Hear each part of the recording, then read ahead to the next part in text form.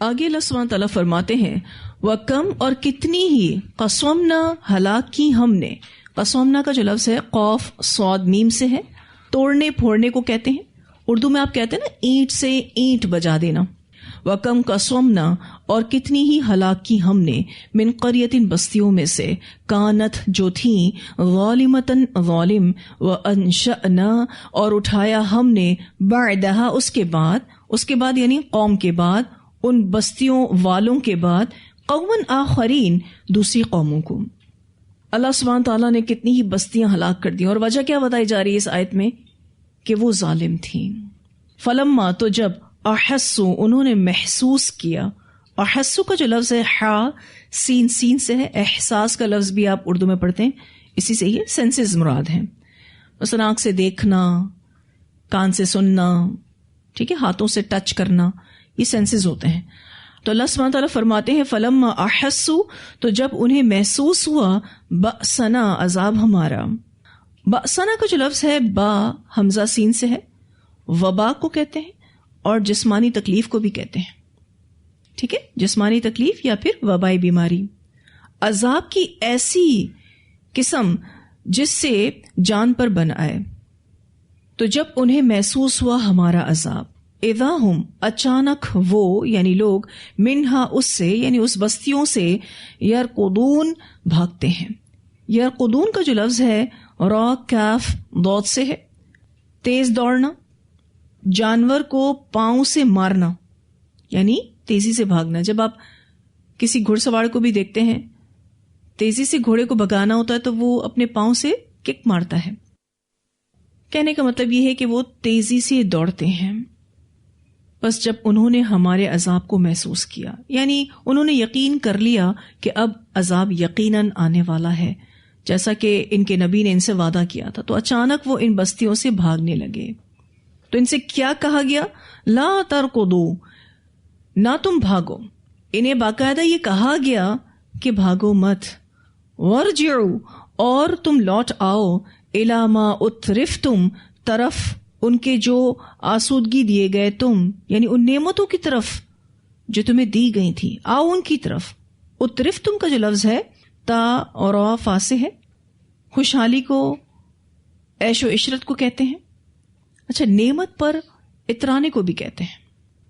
الی ما اترفتم طرف ان نعمتوں کے جو آسودگی دیے گئے تم فیہ اس میں.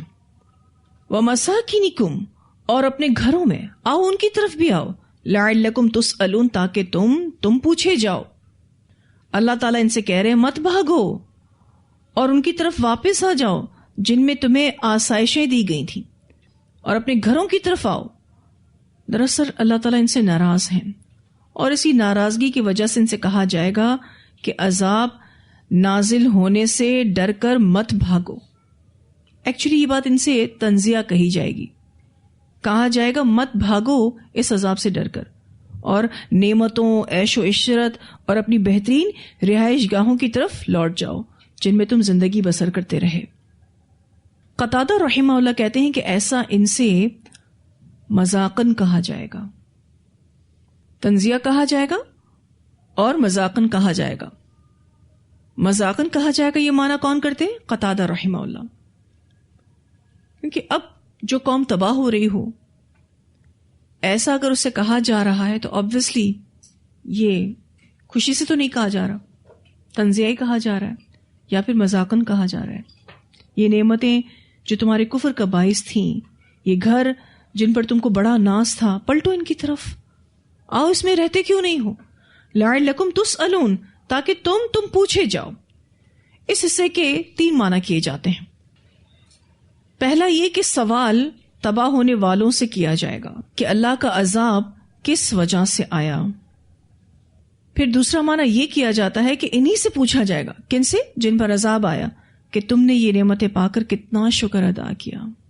یعنی ان سے ان کی نعمتوں کا سوال کیا جائے گا, اس بارے میں پوچھا جائے گا.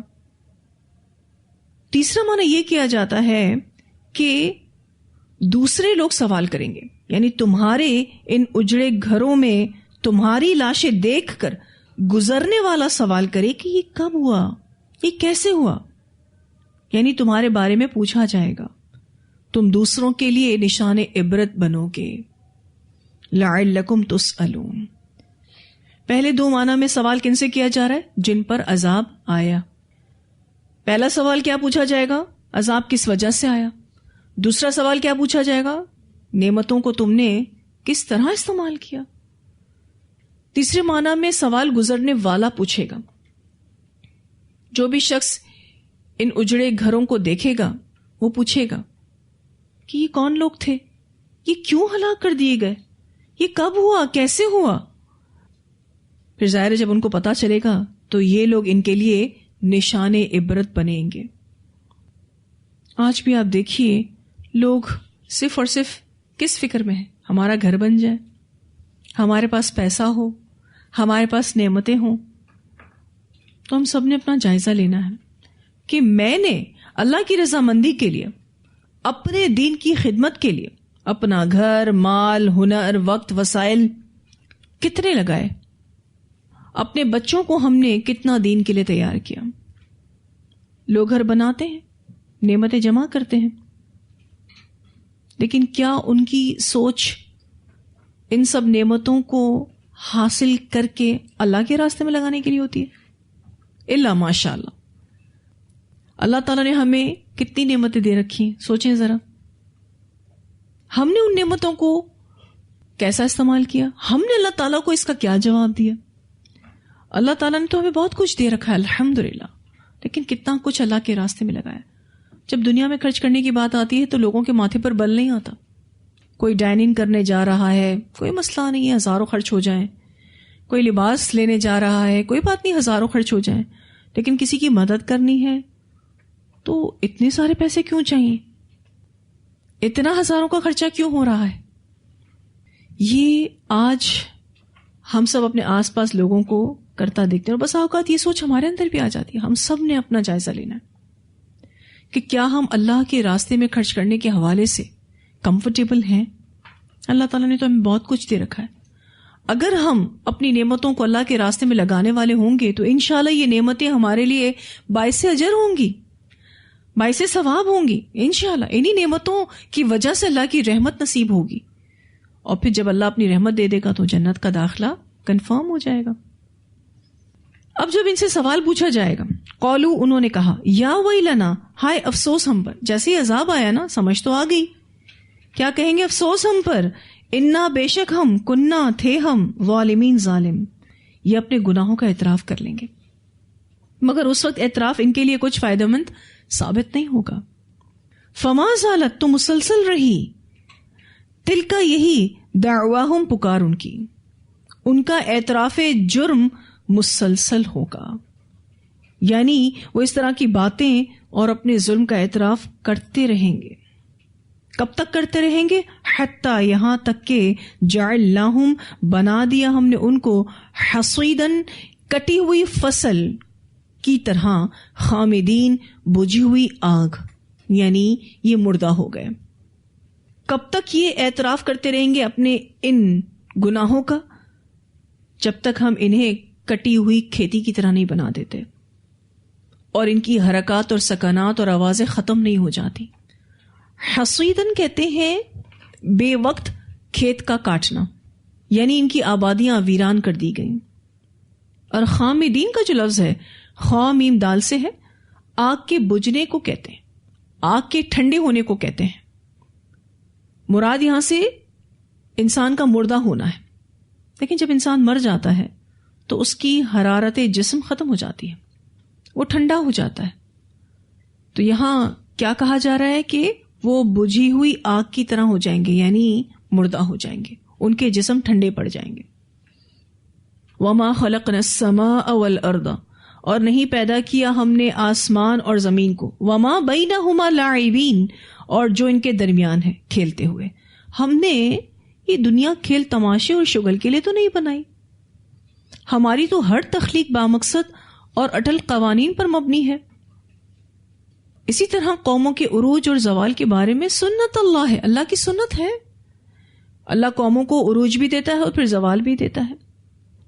اللہ اپنے قوانین کو چینج نہیں کرتا. تو یہ دنیا کھیل تماشا نہیں بلکہ ایک مقصد کے ساتھ پیدا کی گئی ہے. اچھا ویسے ہمارا اس دنیا میں آنا کس مقصد کے تحت ہے؟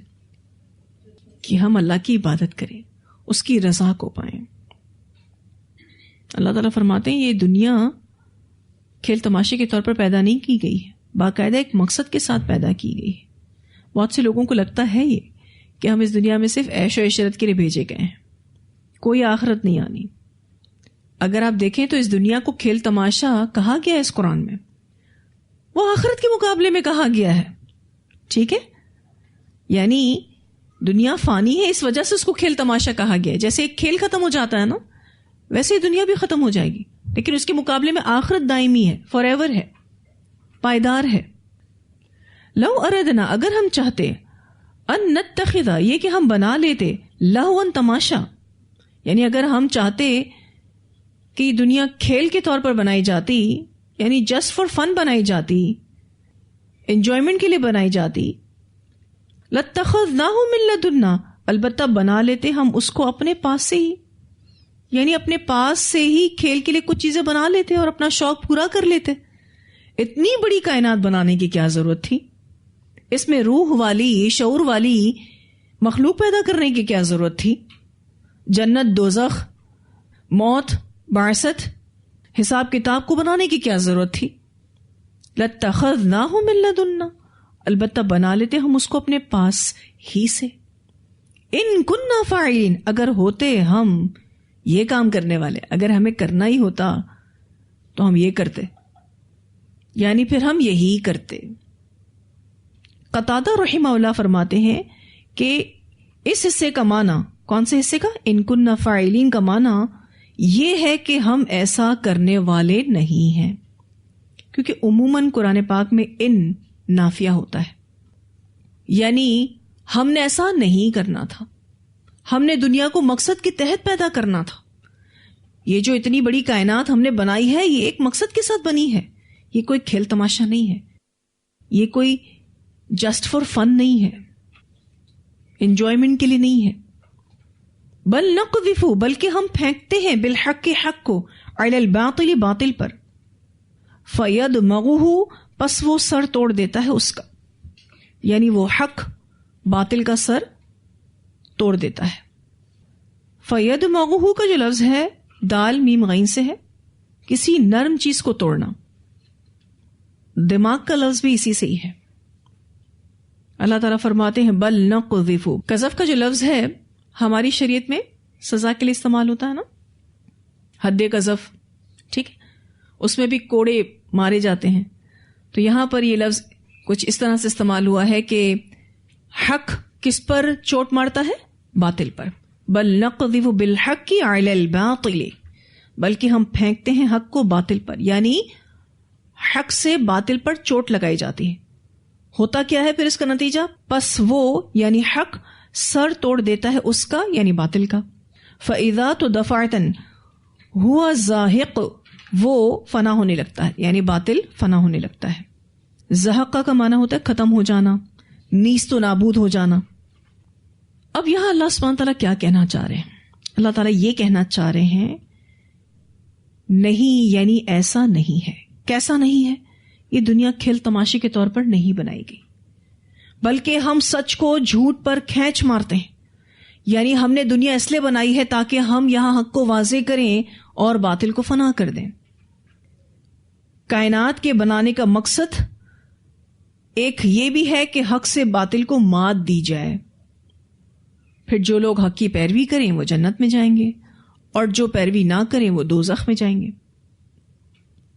لیکن آج ہم دیکھتے ہیں کہ حق مغلوب نظر آتا ہے، ایسا لگتا ہے کہ حق کو مات دے دی ہے کس نے؟ باطل نے. لیکن بالآخر جیت حق کی ہوتی ہے.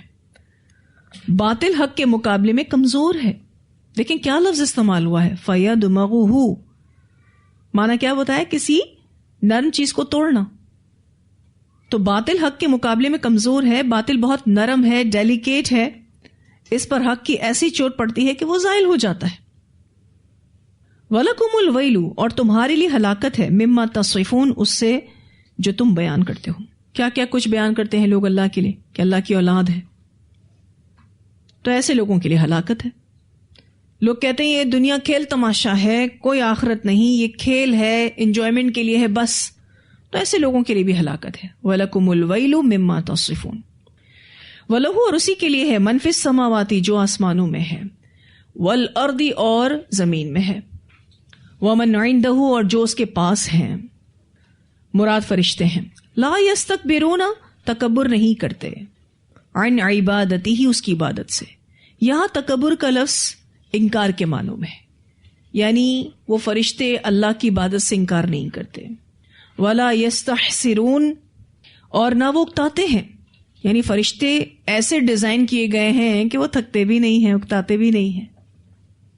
یستحسرون حاسین را سے ہے کسی چیز سے پردہ اٹھانا، اکتاہٹ کو کہتے ہیں. ایسی کیفیات جو کسی ناگوار کام سے لاحق ہوتی ہیں. اب اللہ تعالیٰ یہاں اس آیت میں بتا رہے ہیں اللہ ہی کے لیے آسمان اور زمین میں جو کچھ ہے. اور پھر یہ فرشتے دیکھو، یہ تو تعداد میں بہت زیادہ ہیں، ان کی تعداد صرف اور صرف اللہ جانتے ہیں. یہ فرشتے اللہ کے بندے ہیں اور ان کی شان یہ ہے کہ وہ دن رات اللہ کے اطاعت اور بندگی میں مصروف رہتے ہیں، انتھک عبادت کرتے رہتے ہیں، تھکتے بھی نہیں ہیں، اکتاتے بھی نہیں ہیں. اچھا آپ کوئی کام روز کریں بور ہو جائیں گے، ٹھیک ہے، لیکن عبادت کے معاملے میں آپ دیکھیے آپ بور نہیں ہوتے، اکتاتے نہیں ہیں، کیونکہ عبادت کا ایک ٹیسٹ ہے. اچھا یہ ٹیسٹ آپ کو زیادہ کب محسوس ہوتا ہے؟ جب آپ کے ایمان کا لیول ہائی ہوتا ہے، آپ باقاعدہ ایمان کی بڑھوتری کی وجہ سے عبادت کی حلاوت کو، مٹھاس کو محسوس کرتے ہیں. اچھا عبادتوں کا لطف کم ہوتا ہے کب؟ جب ایمان کم ہوتا ہے. ایمان میں کمی، عبادتوں میں لطف کی کمی، حلاوت کی کمی. ایمان زیادہ ہوگا حلاوت زیادہ محسوس ہوگی، ایمان کم ہوگا لطف کم محسوس ہوگا. پھر یہ فرشتے اتنے ہیں اللہ تعالیٰ کے پاس، اس کو ہماری عبادتوں کی کیا ضرورت؟ وہ تو تھکتے بھی نہیں ہیں. اچھا اللہ نے ان کو بنایا ہی ایسا ہے، ٹھیک ہے نا. اللہ تعالیٰ یہاں فرشتوں کا ذکر اس لیے کر رہے ہیں کیونکہ مکہ والے جو تھے وہ فرشتوں کو اللہ کی بیٹیاں بنا لیتے تھے، پھر جانے کیا کیا باتیں ان سے منسوب کرتے تھے کہ فلاں فرشتہ یہ کام کرتا ہے، فلاں اس کام میں اللہ کا شریک ہے. اللہ تعالیٰ نے بتایا کہ ایک تو تم عبادت بہت تھوڑی کرتے ہو، پھر تم فرشتوں کو میری بیٹیاں بناتے ہو. یہ فرشتے میرے بندے ہیں، وہ میری عبادت سے انکار نہیں کرتے جیسے تم انسان کرتے ہو، کیونکہ تم کو تمہاری مرضی دی ہے نا. وہ اکتاتے نہیں ہیں، یعنی فرشتے اکتاتے نہیں ہیں، تھکتے نہیں ہیں، لیکن تمہیں تمہاری مرضی دی ہے اس لیے تم تھک بھی جاتے ہو. اچھا جب ہم تھکتے ہیں تو کیا کرتے ہیں؟ کبھی آپ نے فیل کیا ہے اس کو؟ یاد رکھیے گا تھکن کی حالت میں ہماری اصل ہوتی ہے، یعنی تھکن کی حالت میں ہمارا اصل سامنے آتا ہے. کیا کرتے ہیں بالفرض جب آپ بہت تھک جاتے ہیں؟ یا تو سو جاتے ہیں، ٹھیک ہے، یا پھر بہت کچھ ناروا بولتے ہیں. اگر کسی نے تھکن کے باوجود آپ کو کوئی کام دے دیا تو اس کی خیر نہیں، بولے جاتے ہیں پھر نہیں تھکتے، بول بول کے نہیں تھکتے. یہ ہمارا اصل ہوتا ہے. اچھا کچھ لوگ ایسے ہوتے ہیں تھکن کے باوجود بھی بااخلاق رہتے ہیں، مسکراتے ہیں، عبادتوں کو اچھے سے کرتے ہیں، اس کا لطف محسوس کرتے ہیں. اچھا تھکن میں بھی اگر آپ دل سے عبادت کریں اس کا اپنا ہی مزہ ہے. تو تھکن کے باوجود بھی اپنے اخلاق کو مینٹین رکھنا ہے. بات تو یہاں فرشتوں کے نہ تھکنے کی ہو رہی ہے، لیکن اس اعتبار سے بھی ہم اپنی تربیت لے سکتے ہیں نا. ہم فرشتے تو نہیں بن سکتے، لیکن ہم یہ تو سیکھ سکتے ہیں نا کہ ہم اپنی تھکن میں بھی بااخلاق رہیں، اور اگر کسی نے کوئی کام کہہ دیا ہے تو کر لیں، اور جو عبادتیں باقی ہیں اس کو بھی اچھے سے انجام دیں. ہمارا حال تو یہ ہے کہ دن میں کوئی کام کر لیں تو ہم رات میں عبادت نہیں کر سکتے، رات میں کوئی کام کر لیں تو صبح فجر میں اٹھنا مشکل ہوتا ہے. ہم تو بہت کمزور ہیں نا، ہم تو تھوڑی سی عبادت کر کے بھی اکڑنے لگتے ہیں، اپنے آپ کو کچھ سمجھنے لگتے ہیں. اللہ کے پاس اتنے فرشتے ہیں، اس کو ہماری عبادت کی کوئی ضرورت نہیں ہے. اسی لیے جب آپ عبادت کریں تو شکر منائیں، اللہ کا شکر ادا کریں کہ اللہ تعالیٰ تیرا شکر اس تھکن کے باوجود بھی تو نے عبادت کی توفیق عطا کی، الحمدللہ. تو نے دل میں یہ فیلنگز رکھی ہیں کہ میں اپنے رب کی عبادت کو نہیں چھوڑ سکتی. کبھی باوجود تھکن کے بھی آپ جب نماز پڑھنے لگتے ہیں نا تو آپ انہی کیفیات کے ساتھ نماز پڑھ رہے ہوتے ہیں کہ آپ تھکن کے باوجود بھی نماز نہیں چھوڑ سکتے. آپ نماز کے ساتھ کسی قسم کا سمجھوتا کمپرومائز نہیں کر سکتے، یہ اچھی بات ہے.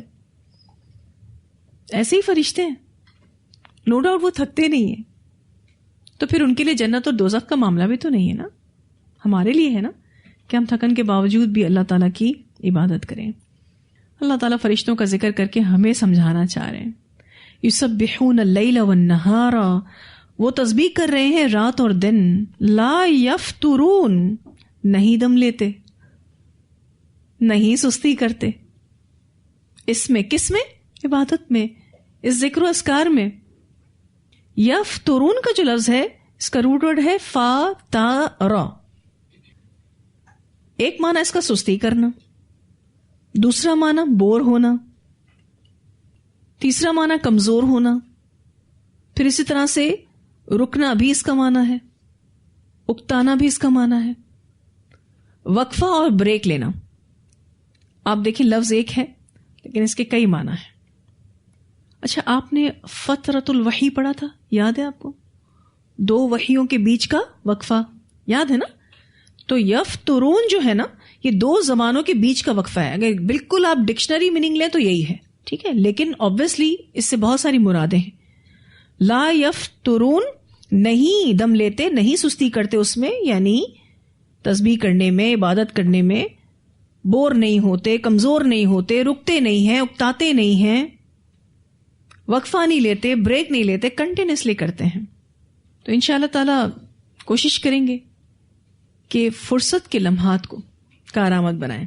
ابھی ہم تفسیر میں یہ بات کر رہے تھے نا کہ اگر ہم چاہتے ہیں کہ ہمارا حساب آسان ہو تو ہم اپنے فرصت کے لمحات کو یوٹیلائز کریں گے، اس کو بینیفیشل بنائیں گے، کارآمد بنائیں گے اور فرشتوں سے سیکھیں گے. اچھا، بڑے دل سے اللہ تعالیٰ کی عبادت کرتے ہیں. جب اللہ تعالیٰ نے انسان کو پیدا کیا تھا نا تو فرشتوں نے اللہ تعالیٰ سے یہی کہا تھا، اللہ تعالیٰ ہم ہیں نا آپ کی عبادت کرنے کے لیے، اتنے فرشتے ہیں، 4 انگل جگہ بھی آسمان میں خالی نہیں ہے، اللہ تعالیٰ ہم آپ کی عبادت کرنے کے لیے ہیں، آپ اس انسان کو کیوں بنا رہے ہیں؟ یہ تو فساد کرے گا، کیونکہ آلریڈی وہ جنات کو فساد کرتے ہوئے دیکھ چکے تھے. اللہ تعالیٰ کہتے ہیں میں جانتا ہوں جو وہ تم نہیں جانتے. کیونکہ جو مخلوق اپنی مرضی سے عبادت کرے obviously وہ فضیلت رکھتی ہے. فرشتوں کے پاس اپنی مرضی کچھ بھی نہیں ہے، وہ پروگرامڈ ہیں، وہ اسی اعتبار سے ہی ڈیزائن کیے گئے ہیں. ٹھیک ہے. اچھا، اتنے فرشتے ہیں، اتنی اللہ کی عبادت ہو رہی ہے، آسمانوں میں اتنی عبادت ہو رہی ہے، لیکن اللہ تعالیٰ اس کی قدرت ان عبادتوں سے بڑھتی نہیں ہے. اس کو نہ فرشتوں کی عبادت کی ضرورت ہے نہ کسی اور مخلوق کی عبادت کی ضرورت ہے. اس کی شان، اس کی قدرت، اس کی عظمت بہت ہی اعلیٰ ہے. لیکن چونکہ وہ خالق کائنات ہے اس لیے وہ اس لائق ہے کہ اسی کی عبادت کی جائے. اور اللہ تعالیٰ نے اسپیشل مخلوق بھی بنائی جو پروگرامڈ ہو کر اللہ کی عبادت کرتے ہیں، اور اللہ تعالیٰ نے کچھ مخلوق ایسی بھی بنائی جس میں جنات اور انسان ہیں جو اپنی مرضی کے ساتھ اللہ کی عبادت کرتے ہیں. لیکن اللہ نے افضل کن کو بنایا؟ انسانوں کو. اشرف المخلوقات، اشرف ساری مخلوق میں، جتنی بھی مخلوق اللہ تعالیٰ نے پیدا کی سب میں ہی ٹاپ آف دا لسٹ ہے. کیوں؟ اپنی مرضی سے کرتے ہیں جو کرتے ہیں. اب یہ مرضی اگر اچھے کاموں میں چل رہی ہے تو اچھی بات ہے، اور اگر آپ اپنی مرضی غلط چیزوں کے لیے چلا رہے ہیں تو پھر آخرت بھی مشکل میں پڑ جائے گی، حساب کتاب بھی مشکل ہو جائے گا، انجام اچھا نہیں ہوگا. اسی لیے اپنی مرضی کو ہمیں اللہ کی مرضی کے تابع کرنے میں ہی بہتری ہے. ٹھیک ہے، چلیں تلاوت سنتے ہیں اتنی آیات کی. وَكَمْ قَصَمْنَا مِنْ قَرْيَةٍ كَانَتْ ظَالِمَةً وَأَنشَأْنَا بَعْدَهَا قَوْمًا آخَرِينَ فَلَمَّا أَحَسُّوا بَأْسَنَا إِذَا هُمْ مِنْهَا يَرْكُضُونَ لَا تَرْكُضُوا وَارْجِعُوا إِلَى مَا أُتْرِفْتُمْ فِيهِ يسألون قالوا يا ويلنا إنا كنا ظالمين فما زالت تلك دعواهم حتى جعلناهم حصيدا خامدين وما خلقنا السماء والأرض وما بينهما لاعبين لو أردنا أن نتخذ لهوا لاتخذناه من لدنا إن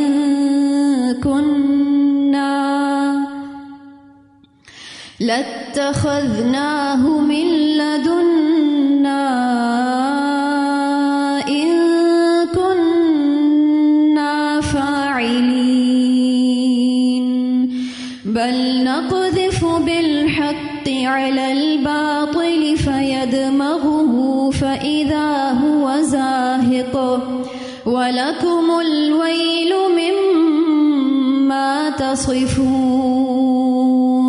وَلَهُ مَنْ فِي السَّمَاوَاتِ وَالْأَرْضِ وَمَنْ عِنْدَهُ لَا يَسْتَكْبِرُونَ عَنْ عِبَادَتِهِ وَلَا يَسْتَحْسِرُونَ يُسَبِّحُونَ اللَّيْلَ وَالنَّهَارَ